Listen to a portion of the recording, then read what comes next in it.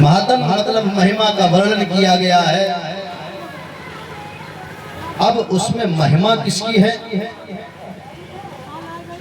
ऋषियों की, तीर्थों की, ब्राह्मण की, गाय की, भगवान के भक्तों का जिसमें वर्णन किया गया हो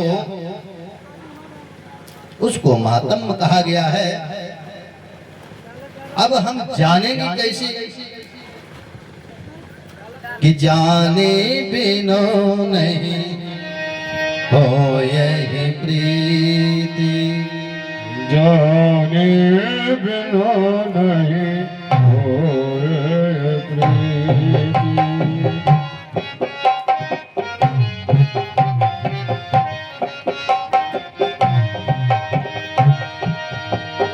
क्योंकि जब तक हम जानेंगे नहीं तब तक हमें कैसे मालूम पड़ेगा कि हम कथा का श्रवण कर रहे हैं, कथा के श्रवण करने से क्या फायदा होगा।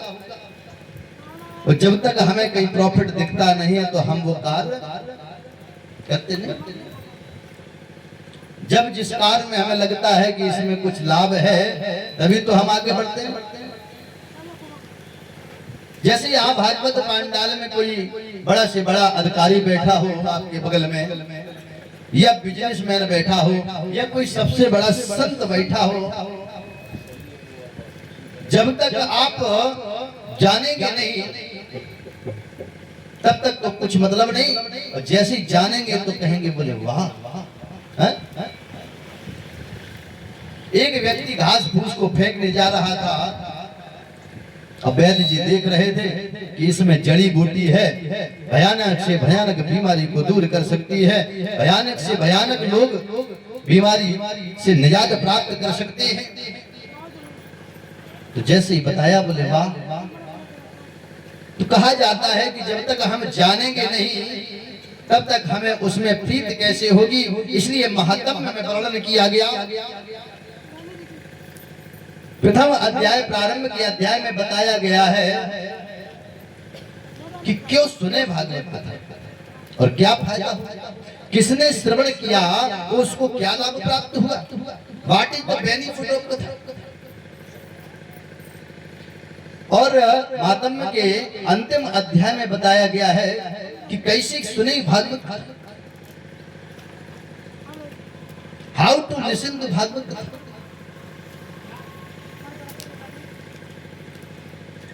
यहाँ पर प्रथम भागवत में श्लोक आया है कि सच्चिदानंद रूपाय विश्वोत्पत्त्या हेतवे तापत्रय विनाशाय श्री कृष्णाय वयं नमः। बोले सतधन चिन्धन आनंद घन है मेरे प्रभु।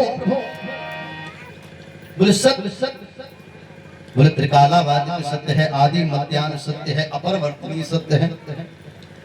आदि मध्य और मूल जो कभी ना होने वाला, अंत में वही भी सत्य है।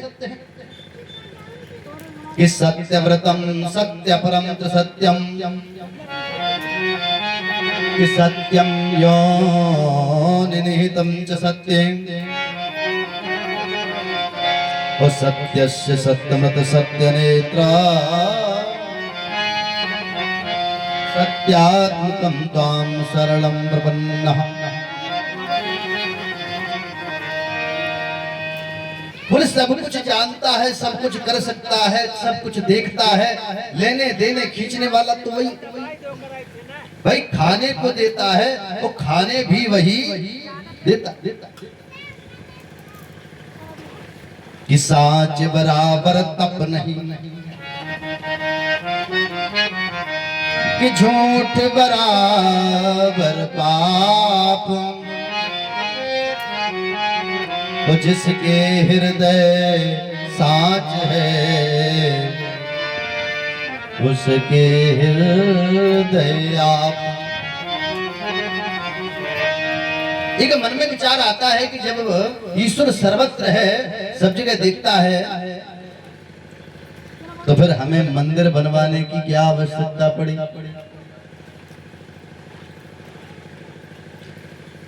बताया गया है पहले कि मोबाइल नहीं चलता था। चलता था? नहीं चलता। मेरे पास उपकरण नहीं था तो हम यहाँ से बैठे कहीं बात नहीं कर पाते थे। तो अब मेरे पास ऐसे ऐसे उपकरण हैं, बढ़िया से बढ़िया मोबाइल हैं, जो उसमें हम सिम डालते हैं, कहां से कहां बात करें, कोई तार का कनेक्शन नहीं।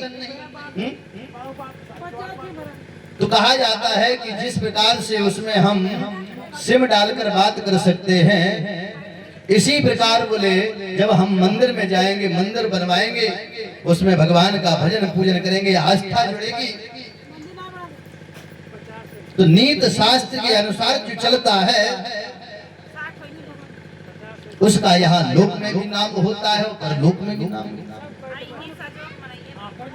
जिस प्रकार से ध्रुव 36,000 वर्ष तक यहाँ राज्य किया और तारा मंडल में ध्रुव तारा के नाम से आज भी चमक रही है, तो लोक में भी नाम और परलोक में भी नाम। तो नीत शास्त्र के अनुसार जो चलता है वह लोक और परलोक दोनों में नाम होता है। इसलिए मंदिर बनवाना पड़ा। तो सतगण है सच्चिदानंद बोले चित्त, चित्त मानो प्रकाश, जो कभी किसी से उधार नहीं लेना पड़े। सूर्य में रोशनी और चंद्रमा में शैतल, संपूर्ण आकाश जो है, संपूर्ण जीवन एक आकाश मंदिर शिखर है। सुगंध भी वही है और रंग भी वही है, और अपने प्रकाश से दुनिया को प्रकाशित करता है। चित्त बताया गया है कि ज्ञान स्वरूप। एक जगह दो चोर थे, चोरी किया,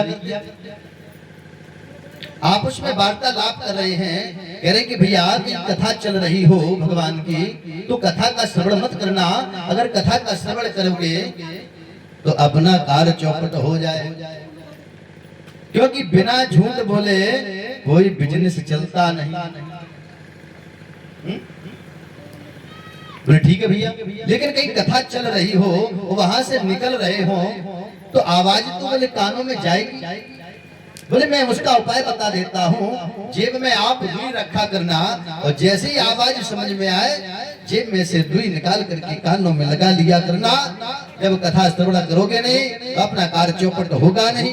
एक बार क्या होता है कि एक जगह कथा चल रही थी तो एक चोर वहां से निकल रहा था और व्यास जी कथा श्रवण करा रहे थे, कह रहे थे कि ईश्वर सब जगह देखता है। और जैसे ही जब तक कानों में आवाज गई तब तक उसने रुई निकालकर अपने कानों में लगा लिया और उसके मन में ये गूंजने लगा मंत्र की तरह, ईश्वर सब जगह देखता है, कि ईश्वर सब जगह देखता है, ईश्वर सब जगह देखता है। होता क्या है कि जैसे घर पर आता है और पिताजी के पास पहुंचता है, पिताजी खेत पर थे तो वो चोरी कर रहे थे, तो वैसे ही उस पुत्र ने इशारा किया कि पिताजी बोले चोरी मत करिए, ईश्वर सब जगह देखता है। बोले यहाँ तो कोई नहीं दिख रहा। बोले नहीं, मैंने कथा श्रवण किया था, व्यास जी कह रहे थे कि ईश्वर सब जगह देखता है, कि भला बुरा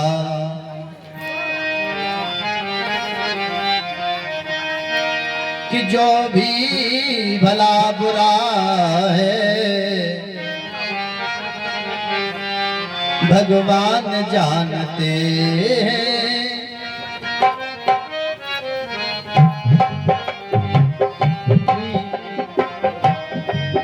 भगवान जानते हैं